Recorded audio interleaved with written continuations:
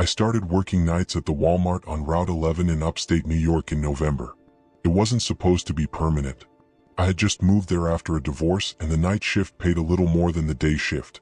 Fewer customers too. Mostly stocking shelves, cleaning aisles, unloading trucks. The store closed to customers at 11 p.m. But employees stayed until morning. That was the part nobody told me about. The store at night felt different. It wasn't just quiet. It was hollow. Like the building itself was too big for the number of people inside it. The first few weeks were normal. Me and about 12 other employees worked the overnight shift. 2 managers. 1 security guard. Stockers scattered around the store. You'd hear pallet jacks rolling down aisles. The distant beeping of scanners. Music playing quietly over the speakers. Just routine retail noise. Until the night the announcement played. It happened at 2:13 a.m. I remember the time because I had just checked my phone. I was stocking canned soup in aisle A9 when the overhead speakers clicked. The music stopped. Then the store intercom came on. A calm voice said, "Attention Walmart associates. Customer assistance needed in electronics." I froze. Customers weren't allowed in after 11. The store was locked. But sometimes employees triggered the assistance buttons by accident. So I didn't think much about it. Until the announcement repeated. Customer assistance needed in electronics. Exactly the same tone. Exactly the same voice. Then again. Customer assistance needed in electronics. 3 times. That's when my manager Dave came over the radio. "Who's in electronics?" Nobody answered. He repeated it. "Anyone near electronics?" Still nothing. Then the security guard came on. "I'm checking it." A few minutes passed. Then the guard's voice returned. Slow. Confused. "There's nobody here." That should have been the end of it. But the announcement played again. Customer assistance needed in electronics. We all heard it. Dave got annoyed. He walked to the customer service desk to check the system. Because those announcements usually come from a button at the shelf. You press it and the system triggers the message. But when he checked the electronics counter, the button wasn't pressed. The system log showed nothing. No request. No trigger. Nothing. Dave told us it was probably a glitch. We went back to work. But the announcement happened again the next night. Same time. 2:13 a.m. Same message. Customer assistance needed in electronics. This time Dave went there immediately. I watched him walk across the store. The aisles were empty. Fluorescent lights buzzing overhead. You could see straight down every aisle. Nobody. He checked the counter. No button pressed. Then the announcement played again. While he was standing there. Customer assistance needed in electronics. Dave stared at the speaker above him. Then he unplugged the assistance button. Just disconnected the whole thing. The announcement stopped. For 2 nights. Then it started again. But this time it wasn't electronics. Customer assistance needed in toys. That happened at 2:13 a.m. Every night. Different department. Electronics. Toys. Garden. Automotive. Always the same calm voice. Always exactly at 2:13. The store manager eventually called corporate IT. They ran diagnostics. They checked the announcement system. They checked the store network. Nothing wrong. The system logs showed no activation. No button press. No automated message. According to the system, those announcements never happened. But we all heard them. Every night. Employees started timing them. 2:13 a.m. Exactly. Down to the second. Then one night something else happened. I was stocking in pets when the announcement came. Customer assistance needed in sporting goods. 2:13 a.m. Right on schedule. But this time, someone responded. Not over the radio. Over the store intercom. A voice said, "On my way." It wasn't any of us. All the employees froze. We knew each other's voices. That wasn't one of them. Dave grabbed the radio immediately. "Who just said that?" Nobody answered. The security guard checked the cameras. There were cameras covering almost every aisle. Except one. Sporting goods. The camera there had been broken for months. Dave walked there anyway. Slowly. Radio in hand. The rest of us watched from the front of the store. It felt stupid. It was probably a glitch. Or some weird radio interference. But nobody followed him. We just watched him disappear into the aisles. 5 minutes passed. Then 10. He didn't come back. Dave wasn't the type to joke around. Finally, the security guard said he'd check. He walked down the same aisle. 2 minutes later, he came back. Dave's not there. That's when Dave's voice came over the radio. But it sounded wrong. Like he was far away. Can someone come to Sporting Goods? We asked what was wrong. He didn't answer. Then he said, "There's a cart here." That didn't sound strange at first. Shopping carts end up everywhere. But then he said, "It's full." We asked, "Full of what?" He paused. Then he said, "Stuff." We walked down there together. All of us. The aisle lights were on. Everything looked normal. But there was a shopping cart. In the middle of the aisle. Completely full. Groceries. Clothes. Electronics. Random items. Like someone had been shopping. But the store had been closed for hours. We asked Dave where he found it. He pointed down the aisle. "Right here." We checked the cameras for the entrance. Nobody had entered the store. The doors were locked. The alarms never triggered. But the cart was there. And it was full. Dave said maybe someone left it before closing. But the receipt printer inside the electronics box showed something strange. The purchase time printed on the receipt inside the cart. 2:13 a.m. That was impossible. Registers were closed. Then the announcement played again. Right above us. Customer assistance needed in electronics. Dave turned pale. Because the electronics department was on the opposite side of the store. And we were all standing together. No one was there. The security guard ran to check the cameras. When he came back, he looked shaken. He said someone had walked into electronics. We asked who. He said he didn't know. The camera only showed the back of a person, pushing a shopping cart. We asked when. He said, 2:13 a.m. But the doors never opened. No alarms. No entry. Just a person appearing on camera, shopping. Like a normal customer. The footage looped for 5 minutes. The person moved slowly through the aisles, adding items to the cart. Then the video cut to static. When it came back, the cart was empty. The person was gone. And the aisle was silent. Corporate came the next week. They replaced the camera, updated the announcement system, checked the doors.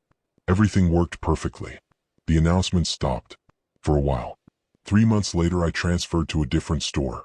Before I left, the security guard told me something. He said corporate kept the footage. But not all of it. Only the part where the person was pushing the cart. The rest was deleted. I asked why. He said he saw something else. Right before the footage ended, the person pushing the cart finally turned toward the camera. He said the face was blurry. Like the camera couldn't focus. But one thing was clear. The person was wearing a blue vest. The same vest every Walmart employee wears. And the name tag said Dave. But Dave had been standing with us the whole time. At the other end of the store. And the receipt in that cart still said 2:13 a.m.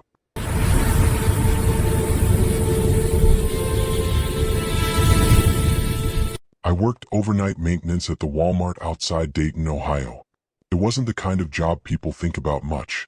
Most customers never see the people who clean the store at night. We come in after closing around 11:30 p.m., and we leave when the morning staff arrives. The building never actually sleeps. The lights stay on. The refrigerators hum. Security cameras run constantly. But after midnight, the store feels like a completely different place. The aisles stretch farther. The ceiling seems higher. And every sound echoes. There were 6 of us on the overnight crew. 2 stockers. 2 maintenance workers, including me. 1 assistant manager. And a security guard who mostly sat in the back watching camera feeds. Most nights were quiet. You'd mop the floors, empty trash bins, clean the bathrooms, and move slowly through the building while music played quietly over the speakers. It was routine. Predictable. Until the bathroom incident started. The first time was just a small thing. At around 1:40 a.m., the assistant manager radioed me. Maintenance to men's restroom near electronics. I grabbed the mop bucket and walked over. The restroom door was open. Lights were on. But nobody was inside. One of the stalls was locked. That happens sometimes. Customers forget to unlock them. I knocked on the stall door. Maintenance. No response. I knocked again. Still nothing. So I crouched down and looked under the door. No feet. Empty. Which meant someone had locked the stall from inside before leaving. That happens sometimes too. You can unlock those stalls with a small flat tool. I used my key. The stall door opened. Nobody inside. Toilet dry. No footprints on the tile floor. Just an empty stall that had been locked. I didn't think about it again. Until the next night. At exactly 1:40 a.m., the assistant manager called again. Maintenance to men's restroom near electronics. Same bathroom. Same stall. Locked again. This time I checked under the door before knocking. No feet. No movement. I unlocked it. Empty. Again. The assistant manager joked that maybe someone was sneaking in after closing. But that didn't make sense. The store doors were locked. The alarm system was active. Nobody could get inside without triggering it. Still, strange things happen in big stores. We moved on. The third night was different. At 1:40 a.m. the radio came alive. But this time it wasn't the assistant manager. It was the security guard. Can someone check the electronics bathroom? His voice sounded uncertain. I went again. Same hallway. Same restroom. The stall was locked. But this time, the light inside the stall was off. That shouldn't happen. The bathroom lights are on a single switch. All stalls stay lit when the room lights are on. But inside that stall, darkness. Like the light above it had burned out. I knocked. Maintenance. No response. I looked under the stall door. No feet. But something was different. The floor inside the stall looked darker. Like something was blocking the light. I unlocked the door. Slowly pushed it open. Nobody inside. But the stall light wasn't broken. It turned on the moment the door opened. Bright and normal. The floor was dry. Clean. Nothing unusual. Except for the smell. It wasn't a normal bathroom smell. It smelled like wet concrete. Like rain hitting a parking lot. I told the assistant manager. He checked the plumbing. No leaks. No water damage. Nothing wrong. We all laughed about it later in the break room. But the next night the radio call didn't come.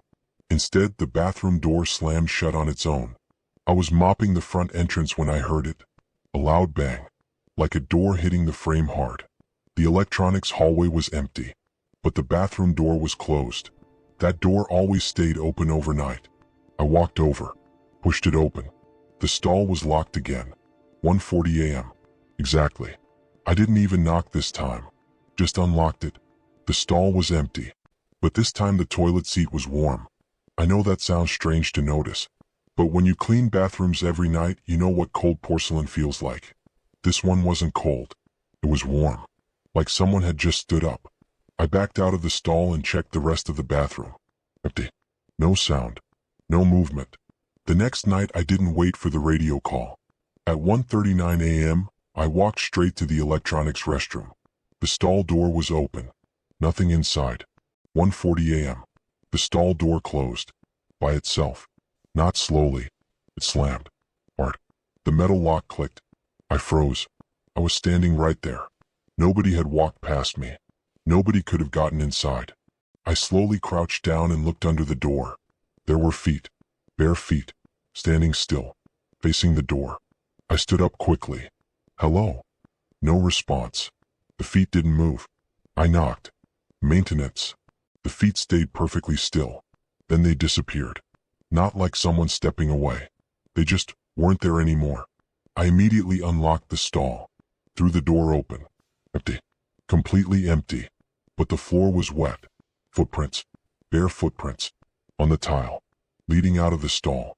Across the bathroom floor. And stopping. Right in front of me. I stepped back. The footprints ended at the exact spot where I was standing. No exit. No direction. Just wet footprints that stopped. Like someone had walked directly into me and vanished.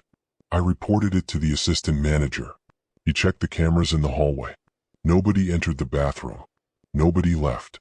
The footage showed me standing there alone, talking to the stall door. Corporate sent maintenance the following week. They inspected the bathroom. The locks. The plumbing. The ventilation. Everything was normal. No explanation. After that, the overnight crew started avoiding that restroom. We used the one near groceries instead. But the strange thing is, the calls kept coming. At 1:40 a.m. Every night, the intercom would say, "Maintenance needed in men's restroom near electronics." Even when nobody pressed the button. Eventually corporate disabled the call button entirely, but the announcement kept playing anyway. Then one night the security guard called me into the camera room. He said I needed to see something. He rewound footage from earlier that night. 1:39 a.m. The electronics hallway was empty. The bathroom door was open. 1:40 a.m. Someone walked out of the restroom. A man, barefoot, wearing regular clothes. He walked past the camera slowly, head down. Then he turned the corner into the main store. The guard fast-forwarded the footage. We watched every camera. No one like that appeared anywhere else. The man never left the store. Never appeared again. Like he had walked into the building and vanished. Then the guard zoomed in on the frame where the man passed the camera. The image was grainy, but you could see his face clearly, or at least enough to recognize it. The guard looked at me and said, "That's impossible," because the man in the footage was wearing a blue Walmart vest with a name tag. The name on the tag was mine, and the timestamp on the video said 1:40 a.m. The same minute I was standing inside that bathroom stall, alone, looking at wet footprints that ended right in front of me.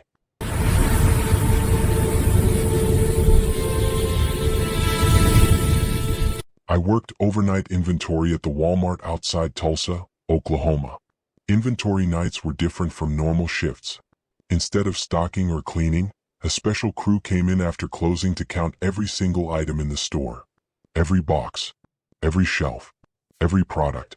The whole building had to be accounted for before morning. It usually took about 6 hours. The store closed at 11 p.m. Inventory started at midnight. And most nights the store felt dead. Not quiet. Dead. The lights stayed on, but only about half of them. Corporate policy during inventory was to dim sections we weren't working in to save electricity. That meant huge areas of the building sat in low light. You could see down the aisles, but everything looked gray, muted, almost unreal. That night there were about 20 of us. Inventory counters with handheld scanners. 2 supervisors. 1 overnight assistant manager. And the security guard in the back watching cameras. Everything started normal. Groups spread out across departments. Each team took a section. Groceries, clothing, electronics, automotive, seasonal.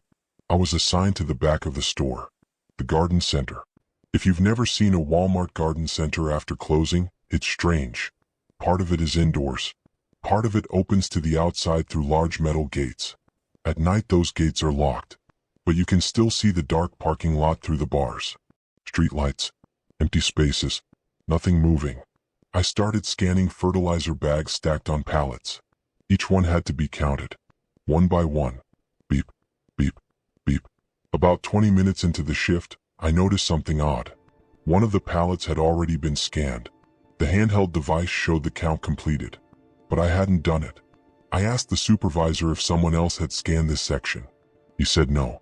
My scanner showed the exact quantity in the system, which meant someone had counted those items earlier.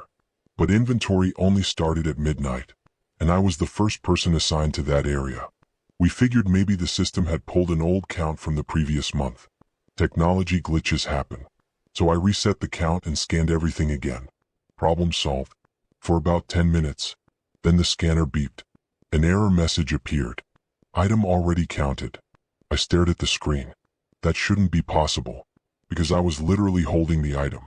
The system thought it had already been scanned again, while it was still in my hand. I ignored it and kept counting. Then something else happened. I heard a scanner beep. Behind me. Not mine. Another handheld scanner. Doing the same thing. Beep, beep, beep. I turned around. Nobody there. Just rows of stacked soil bags and gardening tools. The rest of the team was inside the store. I called out. Hello. No answer. But the scanner sound continued. Beep, pause, beep. Like someone working slowly down an aisle. I walked toward the sound. It stopped. Silence. Then my scanner beeped again. Another error. Item already counted. That's when the radio came alive. One of the supervisors sounded irritated. Who's scanning in toys already? Nobody responded. He repeated the question. Still nothing. Then another employee said, I'm in toys, but I haven't started yet. The supervisor checked the system. According to the inventory network, someone was scanning items in toys. Hundreds of them. at high speed, but the department was empty. No employee assigned there yet. He thought someone forgot to log out of a scanner, but when he checked the device IDs, the scans were coming from a scanner that didn't exist. Not assigned, not activated, just appearing in the system, scanning products, faster than a human could. Meanwhile, I was still hearing scanner beeps in the garden center. Soft, distant, moving slowly. I walked toward the outdoor gate. The beeping seemed to come from the other side. Outside. That made no sense. The gate was locked, but I could see the parking lot through the bars. Empty. Street lights glowing in the foggy night air. Then the scanner beeped again. Right outside the gate. I stepped closer and saw something that made my stomach tighten. Footprints. On the concrete outside. Wet footprints. Bare feet. Walking across the garden center entrance. Leading toward the gate, but stopping at the bars. Like someone had walked there and stood looking inside. I backed away. Called the supervisor over the radio. He came to check. When he arrived, the footprints were gone. The concrete was dry. Nothing there. But the scanner beeping continued. Now it sounded like it was moving along the outside wall of the store. Beep, beep, beep. Then the radio exploded with chatter. Employees inside the store were reporting the same thing. Scanner sounds in empty aisles. But the system logs were showing something worse. Every department was being counted. Groceries, pharmacy, electronics, clothing. Thousands of items scanned in minutes. But the system still showed the store empty except for our crew. The assistant manager went to the security office to check cameras. A few minutes later he called us all over the radio. Everyone stopped counting. His voice sounded tight. Just stop for a minute. We gathered near the front registers. He came out of the camera room pale. Someone asked what was wrong. He said the cameras had recorded someone walking through the store, scanning items, one aisle at a time, pushing a shopping cart. The footage started at 12:07 a.m., right after inventory began. The person moved methodically, scanning items, adding them to the cart, then putting them back on the shelves, like they were counting them. Exactly what inventory workers do, but faster, much faster, too fast, almost mechanical. We asked who it was. Employee maybe? Someone who forgot to clock out? The assistant manager shook his head. No. He said the person wasn't wearing a vest, just normal clothes, barefoot, walking quietly down the aisles. But the strange part wasn't the person, it was the cameras, because the person only appeared on half of them. On every other camera feed, the aisles were empty, but the scanner logs continued updating, item counts climbing higher and higher, until the entire store inventory was finished, completed automatically, at 12:41 a.m., 40 minutes after we started, which should have taken 6 hours. We all stood there trying to process it. Then the assistant manager said something else. There's one more thing. The person pushing the cart eventually reached the front of the store, right near the registers. The camera there captured their face clearly. Everyone asked the same question. Who is it? The assistant manager didn't answer. Instead, he walked back into the security office and played the footage on the monitor. The video showed the person walking slowly down the main aisle, pushing the cart, hat slightly down, scanning items. Beep, beep, beep. Then they stopped in front of the camera, looked up, and stared directly into it. The room went silent, because every single person watching recognized the face. It wasn't a stranger. It was one of the inventory counters, a guy named Mark. Except Mark had been standing next to us the entire time, in the break area, holding his scanner. The timestamp on the footage said 12:41 a.m., the exact moment the inventory system completed the entire store count. By itself, Mark stepped closer to the screen, looking at his own face, moving through the store, scanning products, barefoot. Then the video ended. The camera feed went black for 3 seconds. When it came back, the shopping cart was sitting alone in the middle of the aisle. Empty. No person. No scanner. Nothing. Corporate erased the footage 2 days later. They said it was a system glitch. Inventory error. Camera desync. But before they deleted the files, the assistant manager showed us the final frame again, because someone noticed something the first time we watched it. When the camera came back on after those 3 seconds, the shopping cart wasn't actually empty. There was one thing inside it. A handheld scanner, still powered on, and the screen showed the final item counted in the store. 1 item. Quantity, 1. Location, Garden Center Gate. Time scanned, 12:41 a.m. Exactly when the footprints outside had appeared, right before disappearing.